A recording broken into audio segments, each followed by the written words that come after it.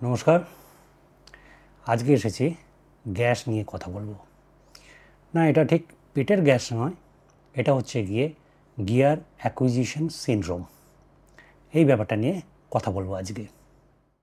আমরা সকলেই জানি, বিশেষ করে আজকালকার সোশ্যাল মিডিয়ার যুগে যেটাকে বলা যেতে পারে, যে যখনই কোনো রকম নতুন ক্যামেরা যখন রিলিজ হয় তখন আমরা দেখি বিশেষ করে ক্যানন, নিকন, তারপরে সোনি, এই তিনটে ব্র্যান্ডের থেকে বিশেষ করে যখন নতুন কিছু রিলিজ হয়, তার একটা ব্যাপক সোশ্যাল মিডিয়ায় প্রচার তৈরি হয়।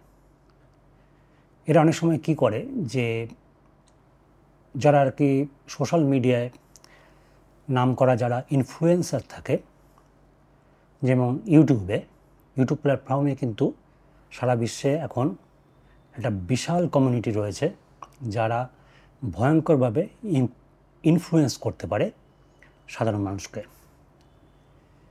তাদেরকে কি করে এইসব ব্র্যান্ডগুলো রীতিমতো নিখরচায় তাদের যে ওপেনিং সেরিমনিগুলো হয় সেই মডেলের ওপেনিং সেরিমনিতে নিয়ে গিয়ে সেই সব ক্যামেরার পেড রিভিউ তৈরি করে। আমরা খুব রিসেন্টলি দেখেছি যে প্যানাসোনিকের S9 যখন রিলিজ হলো, আমেরিকার, ইউরোপের নানান নাম করা ইউটিউবার্সকে ওরা জাপানে নিয়ে আসে। রীতিমতো তাদের বিনা পয়সায় বড় বড় হোটেলে রেখে সেই ক্যামেরার রিভিউ তৈরি করা হয়। রিভিউ নয়, প্রিভিউ মোস্ট প্রবাবলি। এবং তারাও সেই S9 নিয়ে রীতিমতো একটা দুর্দান্ত হাইপ তৈরি করে। এমন একটা পরিস্থিতি তৈরি করে যে মনে হয় যেন এই ক্যামেরাটা না কিনলে আপনার জীবন বৃথা। সেই ক্যামেরাটা না কিনলে আপনি যে বিজনেসটা করছেন, ফটোগ্রাফি হোক বা ভিডিওগ্রাফি হোক, সেই বিজনেসে আপনি একদম পুরোপুরি ফেল মেরে যাবেন। ওটা আপনার কাছে থাকতেই হবে, এরকমভাবে একটা কি বলা যায়, চাপ সৃষ্টি করা হয়, ইনফ্লুয়েন্স করা হয় সেই সব ইউটিউবারদের দিয়ে। আমি সবসময় এটাই বলবো, যখনই কোনো মডেল রিলিজ হবে, সঙ্গে সঙ্গে লাফাতে গিয়ে কেনার চেষ্টা করবেন না, কখনোই করবেন না। লেট ইট সেটেল হতে দিন, অন্ততপক্ষে 1 বছর যাক। ওটাতে কি হয় যে ক্যামেরাগুলো রিলিজ হয়, যেহেতু এখনকার দিনে ক্যামেরা অনেক বেশি কি বলা যায়, প্রোগ্রামিং বেসড, AI বেসড, এতে কিন্তু অনেক কিছু গ্লিচ ধরা পড়ে। মোটামুটি এই গ্লিচগুলো ওই ফার্মওয়্যার আপডেট দিয়ে সরাতে 1 বছর তো মিনিমাম লাগেই। 2 বছর সবচেয়ে ভালো হয় একটা গ্যাপ দিয়ে কেনা। অনেকে বলে যে 1 বছর হয়ে যাওয়া, 2 বছর হয়ে যাওয়া পুরনো মডেল এখন কি চলবে না, দৌড়াবে। আমি ইউটিউবে এরকম টাইপের ভিডিও দেখেছি যে কেউ বানাচ্ছে যে পার্টিকুলার একটা camera, is it worth after 1 ইয়ার? টাকা কি আর গাছে ফলে যে প্রত্যেক বছর নতুন নতুন ক্যামেরা কিনব? ক্যামেরা আপনি সবসময় কিনবেন আপনার প্রয়োজন অনুযায়ী। আপনি আগে দেখুন যে আপনার কি প্রয়োজন, যা আপনার প্রফেশনালি প্রয়োজন লাগছে বা আপনার যে হবি রয়েছে তার জন্য কি প্রয়োজন। আপনি যদি একটু রিসার্চ করেন তাহলে দেখবেন যে আজ থেকে 3-4 বছর আগে বেরোনো ক্যামেরা আপনার জন্য যথেষ্ট, ভিডিওর দিক থেকে, ফটোগ্রাফির দিক থেকে। সবসময় বেরোলেই সঙ্গে সঙ্গে যে সেটা কিনতে হবে তার কোনো মানে নেই। আমি নিজের হবির জন্য কী ক্যামেরা আমি কিনেছি সেইটা এক এক করে দেখাবো। তাহলে এক এক করে শুরু করা যাক। আমার প্রথম ক্যামেরা ক্যাননের 1000D। এটা আমি কিনেছিলাম 2008-2009। মনে করুন এটার এখন বয়স হচ্ছে গিয়ে কত হবে, আমি যদি হিসেব করি 2010 থেকে 2024 হচ্ছে গিয়ে 14 বছর, আর ওদিকে মোটামুটি 2 বছর, ওই 15-16 বছর তো হবেই। এটা আমি কিনেছিলাম, এই ক্যামেরাটা যখন রিলিজ হয়েছিল তার 1 বছর পরে, তখন পড়েছিল এটা 25,000 টাকা। এটার মধ্যে স্টিল ফটো ওঠে 10 মেগাপিক্সেলের। এখনও কিন্তু এই ক্যামেরাটা রানিং কন্ডিশনে আছে। এই ক্যামেরাটা আমি চালিয়েছি টানা 6-7 বছর। এগুলো আর কি আমি কিনেছিলাম। আমার কাছে যেসব ক্যামেরাগুলো রয়েছে সেগুলো কিন্তু আমি নিজের হবির জন্য, মানে আমার যেটা ভালো লাগে ফটোগ্রাফি ভিডিওগ্রাফি, তার জন্যই কিন্তু নেওয়া। এরপরে আর কি যত সময় এগোতে লাগলো আমার মনে হলো যে এই ক্যামেরাটা একটু সেই সময় অনুযায়ী স্লো, আমার একটু ফাস্টার বার্স্ট স্পিড অন্ততপক্ষে দরকার ছিল। এটার মধ্যে যদি আমি র ছবি ওঠাই 10 মেগাপিক্সেলের 12 বিট র, তাহলে এটার বার্স্ট স্পিড হচ্ছে গিয়ে খুবই কম, 1.5 ফ্রেমস পার সেকেন্ড, যেটা সত্যিকারের এখনকার দিনে বেশ ভালো রকমই কম মনে হবে। কিন্তু এটা work horse, Real work horse. আমি এটার থেকে অনেক কিছু শিখেছি। এরপরে এই ক্যামেরাটা পরে আমি কিনলাম গিয়ে নিকনের D7000। ক্যানন থেকে নিকনে সুইচ করলাম এই কারণে যে আমার কাছে ক্যাননের যে লেন্সগুলো রয়েছে সেগুলো বেশ আমার নিজের আওতার বাইরে ছিল, এখনও তাই, বড্ড বেশি দামি। এইটাতে মোটামুটি বার্স্ট স্পিড যেটা ছিল সেটা হচ্ছে গিয়ে 5 ফ্রেমস পার সেকেন্ড, আর মোটামুটি ভিডিও ফুল এইচডিতে ওঠানো যেত, কিন্তু অটো ফোকাস অত্যন্ত বাজে ছিল ভিডিওর ক্ষেত্রে। স্টিলের ক্ষেত্রে কিন্তু ভালোই ছিল। 16 মেগাপিক্সেল, এটার মধ্যে আমি 14 বিট র আর জেপেগ যেরকম হয় সেগুলো পেতাম। এটাও আমার দুর্দান্ত কাজ দিয়েছে।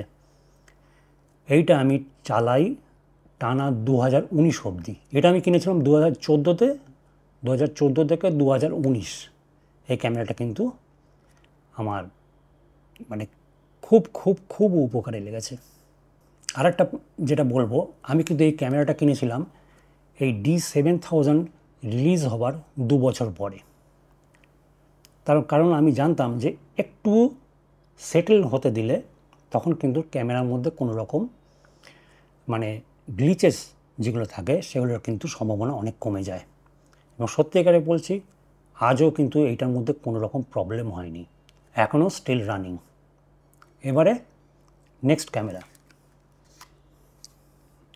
এরপরে কিনলাম নিকনেরই Z6, original Z6 mirrorless camera, 24 megapixel, আর ভিডিওতে full 4K up to 30 FPS।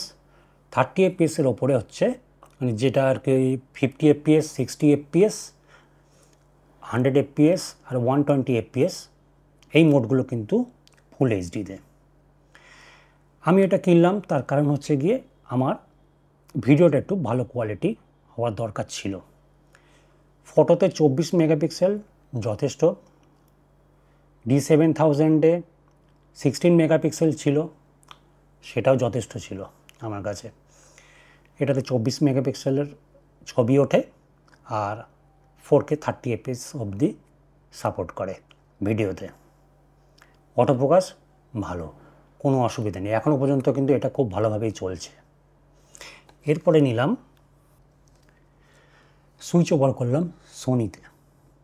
এর কারণ হচ্ছে গিয়ে নিকনের Z6টায় লগ প্রোফাইল ছিল না, সেই সময় নিকনে কিন্তু লগ তখনও আসেনি। আমি নিয়েছিলাম 2019-এ Z6টা, আর এটা আমি 2021-এর এন্ডে মানে 2022-এ বলতে পারো এর মধ্যে নিলাম। এটার মধ্যে এটা নেওয়ার হচ্ছে মেন কারণ ছিল আমার লগ রেকর্ডিংটা খুব দরকার। S-Log2, S-Log3 দুটোই এখানে আছে, তবে 8 বিট ভিডিওতে S-Log3 ব্যবহার করা উচিত না বলে আমি মনে করি। আমি এটাতে এখনও S-Log2 খুব ভালোভাবে ইউজ করি। কিন্তু এরপরে যত সময় যেতে লাগলো আমি দেখলাম যে S-Log3তে কাজ করাটা আমার পক্ষে দরকারি হয়ে পড়েছে। 8 বিটে S-Log3 কিন্তু সেইভাবে ভালো না। তখন আমাকে কি করতে হলো, আমাকে 10 বিটে কনভার্ট হতে হলো, 422 10 বিট। S-Log3 কিন্তু এইটা মিনিমাম রিকোয়ারমেন্ট। এর জন্য কি হলো, এটার পরে আমি কিনলাম গিয়ে এইটা সোনির ZV-E1।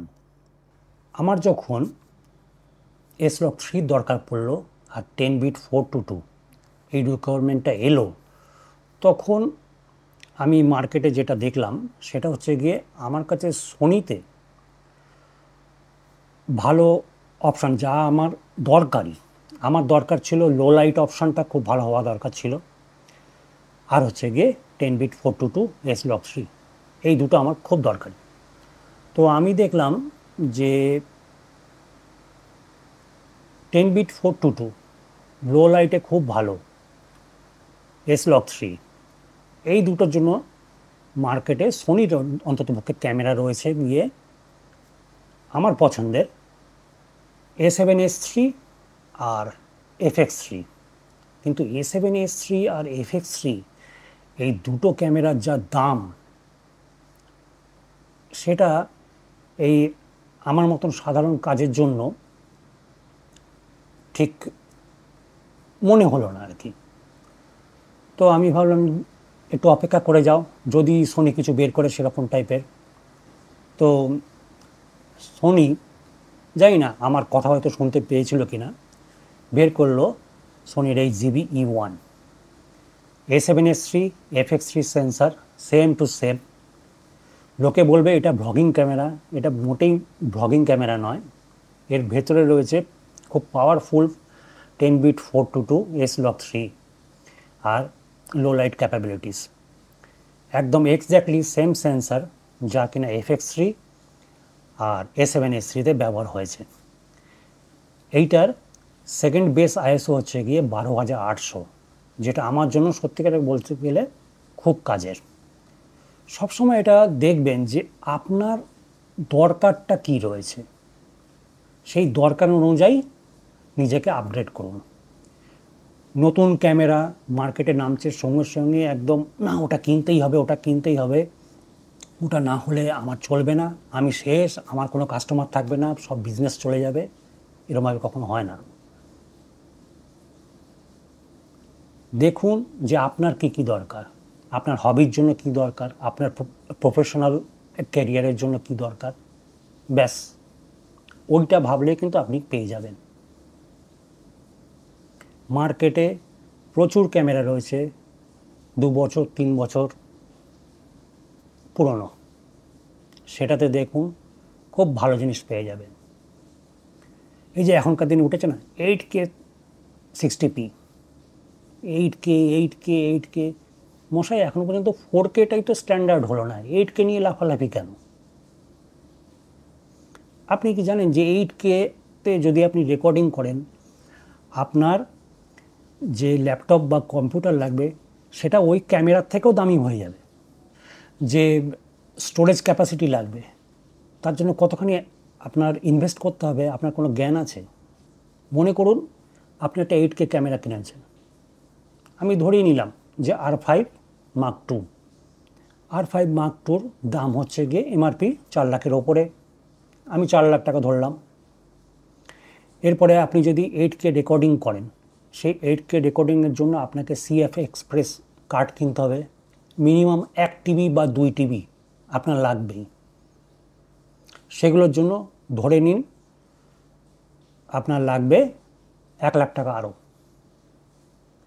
এরপরে সেই যে ফাইলটা বেরোবে, সেই ফাইলটা প্রসেস করার জন্য প্রচণ্ড পাওয়ারফুল কম্পিউটারের দরকার, সেখানে আরও 4 লাখ টাকা আপনার লাগবে অন্ততপক্ষে, 3 থেকে 4 লাখ।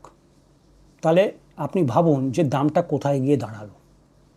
এইগুলো সবসময় বিচার বিবেচনা করে তবে এগোবেন।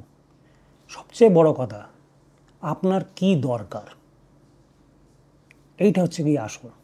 আগে সেটা বুঝুন, আপনার প্রয়োজনটা কি। ওটা বুঝতে পারলেই আর কিছু দরকার পড়বে না। তাহলে ভিডিও এখানেই শেষ করছি, আবার দেখা হবে। নমস্কার।